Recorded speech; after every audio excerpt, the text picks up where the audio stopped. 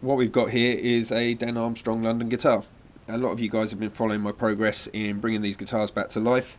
It's been a long process. I'll try and keep this fairly brief, but I want to give you a rundown of what's been done to the guitar and what parts we've had to source. So when I acquired this hoard of guitars, I had 6 complete guitars, which this is one of them. Which, when I say complete, I mean the body and neck were joined and they were fretted with inlays. So I had a number of sliding mechanisms and scratch plates. What I've acquired from Kent Armstrong himself is his remaining pickups and transformers. So these were pickups that were originally made in the late 60s, early 70s by Kent in the original Dan Armstrong factory in London. So I've got enough of these to make about 15 complete guitars and basses to original spec. So what we're going to do is just run through the details. Biggest issue we've had has been this bridge. The original bridges were made of a substandard material. Very few have survived on the existing guitars, and finding a decent enough example for us to take a copy has just been impossible. So what we've decided on is a Gibson stop tail piece, wraparound strings. As you can see, this actually intonates pretty well. I'd recommend, if you're taking one of these on, that you probably get a Faber or a Mojo Axe compensated bridge.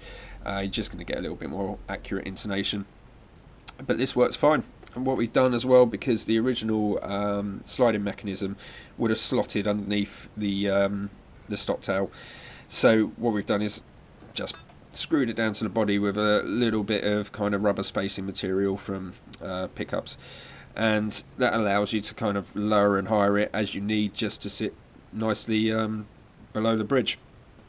We obviously here have original pickup made by Kent, humbucker, on this sliding mechanism that slots into the heel of the bridge, the neck here.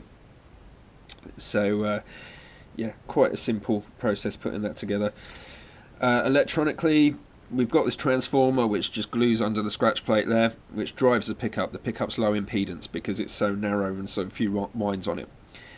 We've just got a 500k pot for volume and tone with a 0.01 capacitor in line with those, and standard jack socket. Other parts that have come aftermarket are some just 3-a-side Shaler tuners. You know, they do the job great. We've got on this one as well the original aluminium nut, which was again provided by Kent. So yeah, basically all I've really had to buy in is pots, capacitors, socket, bridge, tuners, to bring this guitar back to life. This one's had a fret dress and a setup, which, you know, anybody with a fair amount of ability in setting up guitars is going to be able to do for you. So yeah, come together quite easily. I'm going to play some clips for you just to see how it actually sounds. Lovely piece of Brazilian mahogany, one-piece body, as confirmed by Kent. Again, these, despite what is said online, are all Brazilian mahogany. So I think that's it. I'll play you some clips. Not trying to win any awards for playing, but certainly you'll hear what they sound like. Okay, so I'm just going to play you some simple chords over a clean sound and move the pickup around so you can hear what you're going to get. This is just recorded through Logic with just a condenser mic on a very simple Hughes and Kettner, I think is a Tube series or something like that. You'll get an idea of the tone of these guitars and what they're capable of. So this is with the humbucker as close to the neck as it will possibly go.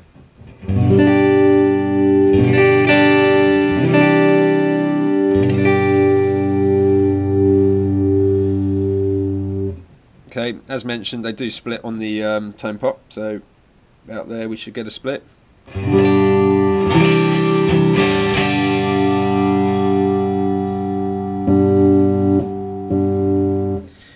Okay, I'll just move the pickup down a little bit.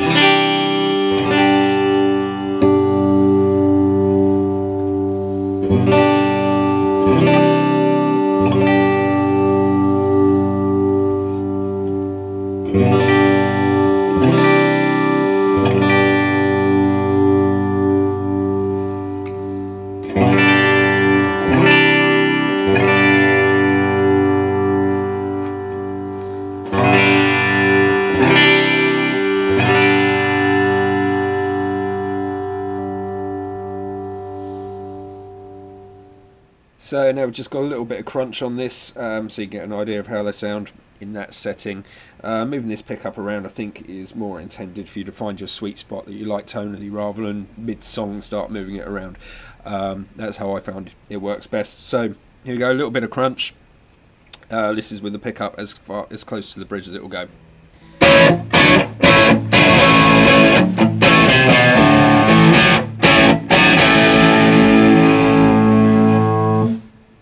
Move it down slightly.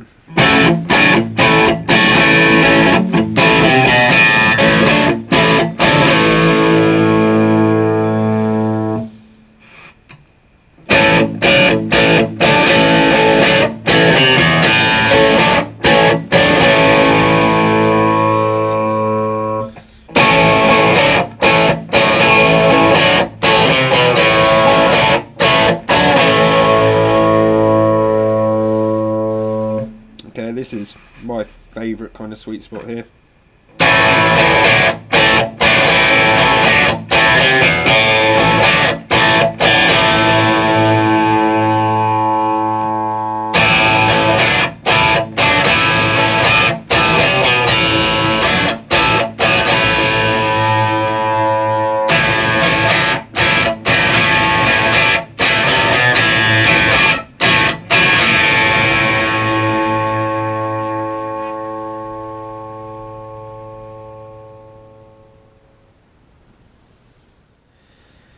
Okay, what surprised me most about these guitars when I first fired one up was how well these pickups actually cope with quite high gain, which is where I choose to usually hang my hat. So quite a lot of filth on this. Neck pickup, or pickup at the neck position as far forward as it will go.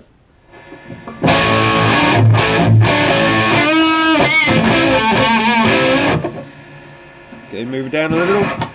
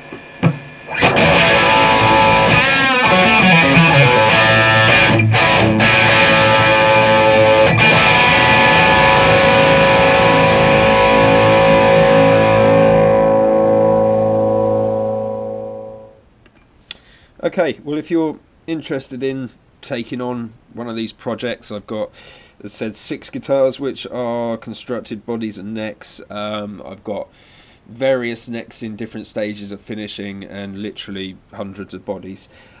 So, like I said, I've only got enough electronics to make 15 to original electronic spec, so those are the ones I'm going to put out first. If you're interested, there's an email address at the bottom of the screen that you can contact me on. And happy to discuss all elements of the build process and what I have available for purchase. Do bear in mind that once these are gone, they're gone. These pickups are never going to be made again. These guitars are never going to be made again. So opportunity to buy something that you can put your own heart into, and also be completely unique. As years go by, like I said, these aren't getting made again. So feel free to drop me a line.